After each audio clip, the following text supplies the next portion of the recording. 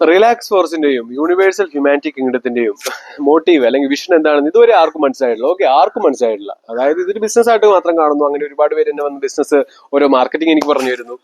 പക്ഷേ റിലാക്സ് ഫോഴ്സിന്റെ ഓറിയന്റേഷൻ എന്ന് വെച്ച് കഴിഞ്ഞാൽ ഒരു ബെറ്റർ സൊസൈറ്റി അല്ലെങ്കിൽ ഒരു ബെറ്റർ എർത്ത് ആണ്. അതായത് വേറൊന്നുമല്ല, ഇപ്പോ ഈ പറയുന്ന ഭൂമിയെ കംപ്ലീറ്റ് ആയിട്ട് ഈ ഒരു ഭൂമിയെ ഭരിക്കുന്നത് അമേരിക്ക അവരാണെന്ന് അവർ പറയുന്നത്.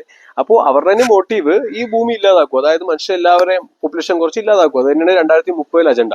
അപ്പൊ ആ ഒരു അജണ്ടയിലായിട്ട് പോകുന്ന ഒരു മെത്തേഡാണ് ഈ പറയുന്ന ഡെവലപ്മെന്റ്സ് എന്നുള്ള രീതിയിൽ പോയിട്ട് ഈ മരങ്ങളെല്ലാം വെട്ടി കാടെല്ലാം വെട്ടി ഈ പറയുന്ന ഒരു ജീവിക്കാൻ പറ്റാത്ത സാഹചര്യമാക്കി എടുത്തു. ഓക്കെ, വിഷം കഴിപ്പിക്കുന്നു, വിഷം കുടിപ്പിക്കുന്നു, വിഷം ശ്വസിപ്പിക്കുന്നു.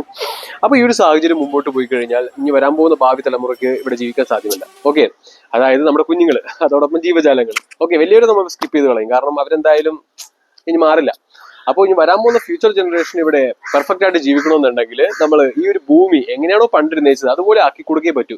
കാരണം ഒരിക്കലും ആ ഒരു അധികാരികളുടെ കയ്യിൽ നിന്ന് ആ ഒരു ഭൂമി തിരിച്ച് മേടിച്ചില്ലെങ്കിൽ അവർ പിന്നെ ഇവിടെ യുദ്ധങ്ങളും അതോടൊപ്പം തന്നെ പ്രകൃതിക്ഷോഭങ്ങളും കാര്യങ്ങളെല്ലാം അവർ സെറ്റ് ചെയ്യും. ഓക്കെ, അതോടൊപ്പം അവരുടെ മോട്ടീവ് വേറൊന്നുമല്ല, കുറച്ച് പേര് അങ്ങ് പൊക്കത്തേക്കൊക്കെ കൊണ്ടുപോകണം. ഓക്കെ, മാർസിലിട്ടൊക്കെ കൊണ്ടുപോയി അവിടെ ജീവിപ്പിക്കണം എന്നുള്ള കൺസെപ്റ്റാണ്.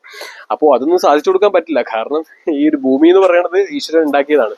അപ്പോൾ ഈശ്വരൻ ഉണ്ടാക്കിയ ഒരു ഭൂമി നശിപ്പിക്കാനുള്ള അധികാരവും ഈശ്വരൻ തന്നെ ഉള്ളൂ, അതല്ലേ ഒരിക്കലും മനുഷ്യർക്കില്ല. അപ്പോൾ അങ്ങനെ വെച്ച് നോക്കുമ്പോൾ നമ്മൾ ഈ ഭൂമിയെ സംരക്ഷിക്കാൻ വേണ്ടിയിട്ട് വേറൊന്നും ചെയ്യാൻ പോകുന്നില്ല. ഈ ഒരു ഭൂമി എങ്ങനെയാണോ, അതായത് മനുഷ്യനിപ്പോൾ നേരിടുന്ന എല്ലാവിധ പ്രശ്നങ്ങളും, ഓക്കെ, അതായത് ശാരീരികമായിട്ടും മാനസികമായിട്ടും അതോടൊപ്പം അന്തരീക്ഷപരമായിട്ടും എല്ലാം അനുഭവിക്കുന്ന പ്രശ്നങ്ങൾ, പ്രതിക്ഷോഭങ്ങളും എല്ലാം എല്ലാം എല്ലാത്തിനും കാരണം ഈ ഒരു ഭൂമി എങ്ങനെയാണോ ഇരുന്നേച്ചത് അതിന് നമ്മൾ എന്ത് ചെയ്തു, നശിപ്പിച്ചു. ഓക്കെ, അതായത് പണത്തിന് വേണ്ടി നശിപ്പിച്ചു. അപ്പോൾ നശിപ്പിച്ചപ്പോൾ പ്രകൃതിക്ക് നശിപ്പിക്കാൻ വേണ്ടി നിസ്സാരം ഈ ഒരു സമയം മതി. ഓക്കെ, പ്രകൃതിക്ക് ഈ പറയുന്ന എല്ലാവിധ കാര്യങ്ങളും നശിപ്പിക്കാൻ ഈ ഒരു സമയം മതി. അപ്പോൾ നമ്മൾ ചെയ്യാൻ പോകുന്നത് വേറൊന്നുമല്ല, ഈ ഒരു ഭൂമിയെ കംപ്ലീറ്റ് ആയിട്ട് ആ ഒരു പച്ച പതിപ്പിക്കാൻ പോകുന്നു. അതായത് ഭൂമി എങ്ങനെയാണോ നമുക്ക് ഈശ്വരൻ ആ ഒരു 4.6 ബില്യൺ വർഷങ്ങൾ മുമ്പ് തന്നത്, അതുപോലെ തന്നെ അതിനെക്കാട്ടി മനോഹരമായിട്ട് പച്ച പതിപ്പിക്കാൻ പോകുന്നു. ഓക്കെ, പച്ച പതിപ്പിക്കുന്നത് വെച്ച് കഴിഞ്ഞാൽ കൃഷി കൊണ്ടും അതോടൊപ്പം കാടുകളായിരിക്കും, ഫ്ലാറ്റുകളും എല്ലാം പച്ച പച്ച പച്ച, അതോടൊപ്പം റോഡ് സൈഡ് എല്ലാം പച്ച, അല്ലാതെ കാണാൻ കാര്യമൊന്നും ഉണ്ടാവില്ല. ഓക്കെ, ഭൂമിയുടെ അടിയിലേക്ക് വെള്ളം ഇറക്കണം. ഓക്കെ, ആ ഒരു വെള്ളം വേണം നമ്മൾ കുടിക്കാൻ. അപ്പൊ ആ ഒരു കൺസെപ്റ്റിൽ പ്രകൃതിയോട് ഇണങ്ങി ജീവിക്കുന്ന ഒരു യുഗമാണ് ഇനി വരാൻ പോകുന്നത്.